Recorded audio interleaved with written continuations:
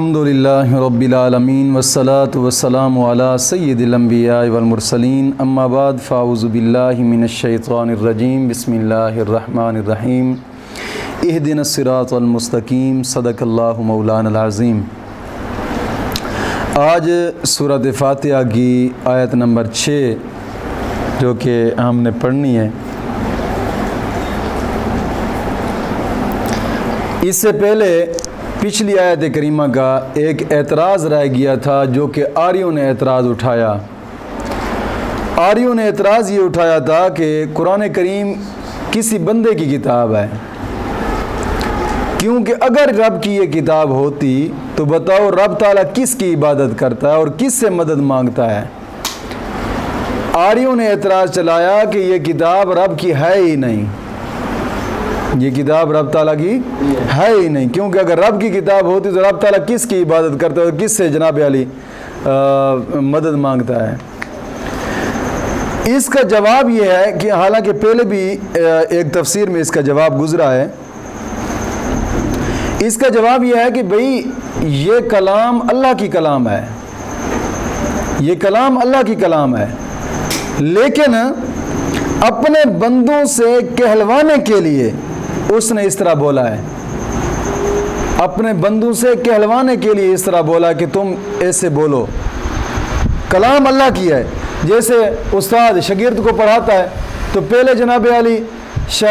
استاد کتاب پڑھتا ہے پھر شاگرد پڑھتا ہے، پہلے استاد پڑھتا ہے پھر شاگرد پڑھتا ہے، حالانکہ پڑھانا تو استاد کو ہے، پڑھنا شاگرد نے ہے، لیکن پہلے استاد پڑھتا ہے پھر شاگرد پڑھتا ہے تاکہ شاگرد کو پتہ چلے اس طرح پڑھنا چاہیے، اس طریقے سے پڑھنا چاہیے۔ اسی طرح جناب علی حاکم جب بھی بولتا ہے تو دوسرے کی زبان میں بولتا ہے، حاکم جب بھی بولتا ہے تو دوسرے کی زبان میں وہ بات کرتا ہے۔ میں ایک مثال دیتا ہوں کہ ممبری کے فارم چھپائے جاتے ہیں، ممبری کے فارم چھپانے والے ممبری کے فارم جب چھپائے جاتے ہیں نا تو اس کی عبارت اس طرح ہوتی ہے کہ میں اقرار کرتا ہوں کہ سارے قوانین کی پابندی کروں گا، سارے قوانین کی پابندی کروں گا، ہمیشہ خیر خواہ رہوں گا، اگرچہ خیر خواہ نہیں ہوتے، ہمیشہ خیر خواہ رہوں گا، یعنی کہ فارم کے اوپر یہ چھپائی جاتی ہے، ہمیشہ خیر خواہ رہوں گا۔ ان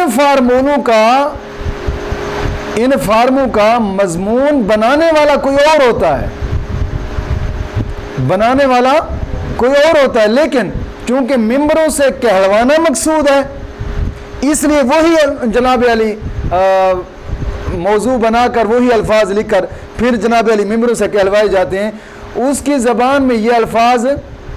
لکھے گئے ہیں۔ تو اس آیت کا مطلب یہ بنتا ہے کہ اللہ فرماتا ہے کہ اے میرے بندو مجھ ہی سے مدد مانگو، اور اس طریقے سے مدد مانگو جو مدد کے بارے میں سمجھایا گیا ہے۔ یہ نہیں ہے کہ یہ کتاب اللہ کی نہیں ہے، اللہ رب العزت کی۔ اللہ رب العزت قرآن کریم میں فرماتا ہے تنزیل من رب العالمین، تمام جہانوں کے پالنے والے رب نے نازل کی ہے یہ کتاب، کتاب اللہ کی ہے، لیکن بات یہ ہے کہ آریوں کی عقل کام نہیں کرتی، کیونکہ وہ عقل سے ہی کام لیتے ہیں، سارا وہ سوچ و بچار سے کام لیتے ہیں۔ آری لوگ جتنے بھی ہیں وہ سوچ و بچار سے کام لیتے ہیں، قرآن کو مانتے نہیں ہیں، اپنی سوچ کو سامنے رکھتے ہیں، اور انسان کی سوچ اور رب کا کلام زمین و آسمان کا فرق ہے۔ ایک مرتبہ نا بابا خلیل داس بنارسی ایک بزرگ گزرے ہیں، ایک آریہ نے ان سے سوال کیا، اعتراض کیا، یہی اعتراض کیا کہ جناب علی یہ بندے کی کتاب کسی بندے کی کتاب ہے، یہ اللہ کی کتاب ہی نہیں ہے،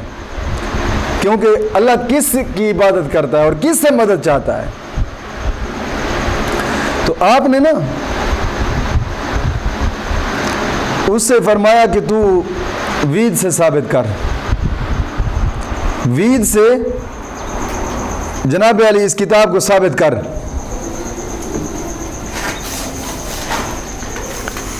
کہ یہ وید سے ثابت کر کہ یہ وید اللہ کا کلام ہے، تو ثابت کر کے دکھا، 1000 روپیہ تجھے انعام دوں گا۔ بلکہ وید تو اللہ کا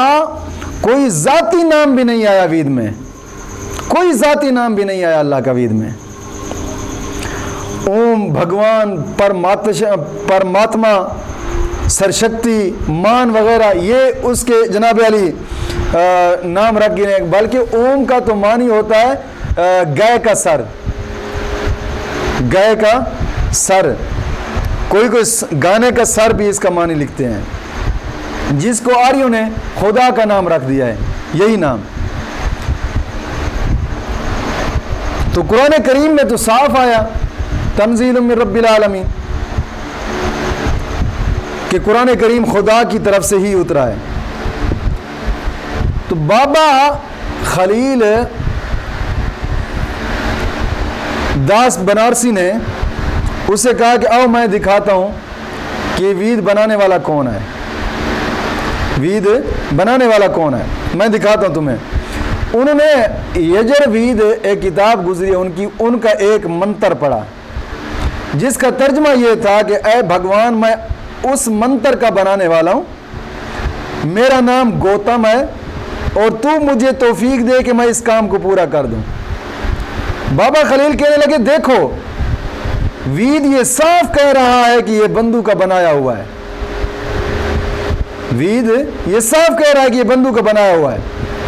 तू हमारे कुरान में ऐसी बात दिखा दे कि किसी बंदे ने कहा हो कि ये मैं बनाने वाला हूं, मौला इसको कबूल कर।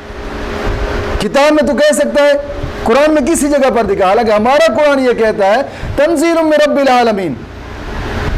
तमाम जहानों के पालने वाले रब ने इसको नाजिल किया है। और तेरी किताब ये कहती है कि मेरा नाम गौतम है और मैं इस मंत्र को पढ़ने वाला हूं, मैं इसको पूरा करने में मौला मुझे तौफीक दे। तो साफ बता रही है कि वीर ये रब की कलाम नहीं है, ये किसी बंदे का जनाब अली बंदा हुआ है, बना हुआ कलाम है। ये किताब आपकी झूठी है, रब का कलाम नहीं है। तुमने जो मन घड़त बात करके जनाब अली इसको रब का नाम दिया है, ये सरासर तुम्हारा झूठ है।